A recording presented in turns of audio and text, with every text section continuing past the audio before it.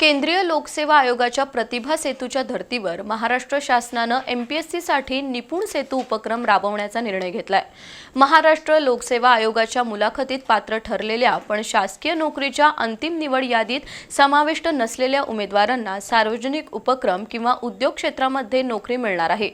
राज्य शासनाच्या या महत्त्वाकांक्षी उपक्रमाची उद्योग विभागानं तातडीनं आणि प्रभावी अंमलबजावणी करण्याची गरज आहे। केंद्रीय लोकसेवा आयोगाच्या प्रतिभा सेतूच्या धर्तीवर महाराष्ट्र शासनानं निपुण सेतू उपक्रम राबवण्याचा निर्णय घेतलाय।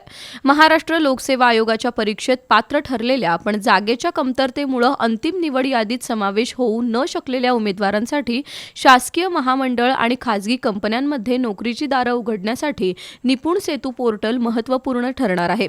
एप्रिल महिन्यात झालेल्या मंत्रिमंडळाच्या बैठकीत याबाबतचा निर्णय घेण्यात आलाय। उद्योग विभागाच्या अंतर्गत निपुण सेतू पोर्टलचं काम चालणार आहे।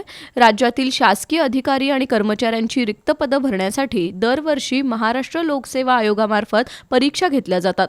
पूर्व परीक्षा आणि मुख्य परीक्षा उत्तीर्ण होऊन अनेक उमेदवार मुलाखतीच्या टप्प्यापर्यंत पोहोचतात। मुलाखतीच्या टप्प्यात अनेक जण पात्र ठरतात, पण रिक्त जागा कमी असल्यामुळे त्यांचा समावेश अंतिम निवड यादीत होत नाही। काही जण प्रतीक्षा यादीत असतात। अशा उमेदवारांमधील कौशल्याचा सार्वजनिक उपक्रम शासकीय महामंडळ आणि कॉर्पोरेट सेक्टरला लाभ व्हावा यासाठी निपुण सेतू पोर्टल महत्त्वपूर्ण ठरणार आहे। एमपीएससी मार्फत संबंधित उमेदवारांची माहिती निपुण सेतूच्या मैत्री 2.0 पोर्टलवर उपलब्ध असेल। याच पोर्टलवर संबंधित उमेदवारांना ऑनलाईन पद्धतीने अर्ज करता येईल। अत्यंत कमी गुणांमुळे संधी हुकलेल्या पण टॅलेंट असलेल्या उमेदवारांसाठी ही एक महत्त्वाची संधी आहे।